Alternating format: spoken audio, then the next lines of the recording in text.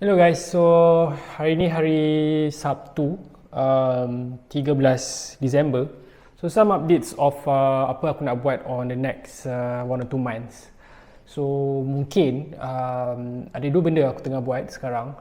Tengah decide sama ada nombor satu untuk beli tiket ke Singapore Airshow, sebab sebelum ni aku pernah pergi ke Langkawi 5 Airshow, dan mungkin kali ni aku nak mencuba untuk pergi ke Singapore Airshow lah.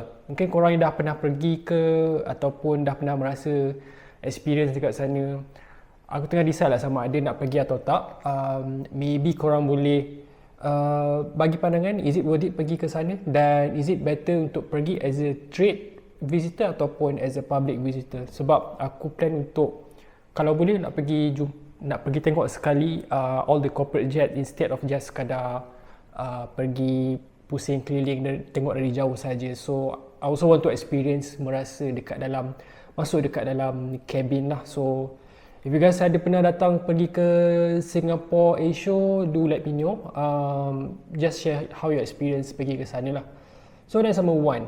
For number two, aku tengah siapkan aku punya website as for Airbnb host. Kalau korang Airbnb punya property manager yang tengah mencari satu sistem untuk kemaskini korang punya statement duit keluar masuk dan expenses setiap bulan.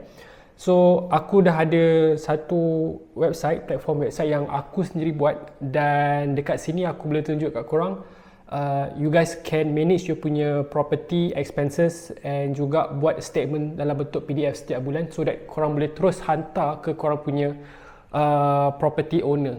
So in this case, kalau maybe korang buat on behalf of kawan korang ataupun some other owner of rumah tu, korang boleh gunakan website ni sebagai platform untuk manage korang punya property.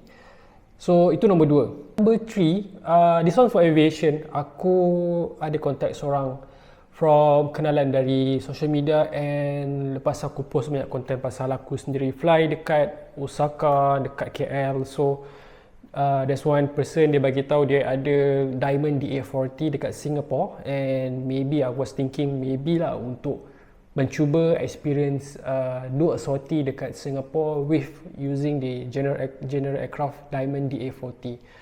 So this one also aku intend untuk create content out of it, and then jumpa orang baru, and then try to make new connection dekat sana lah. So maybe some of you guys yang ada experience fly with the Diamond DA40 and korang pernah berasa, and then maybe korang fly as a pilot training, korang gunakan Diamond DA40.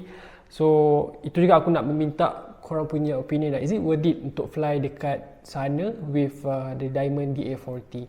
So kalau korang berminat ataupun korang nak bagi pandangan, korang boleh tulis komen dekat bawah.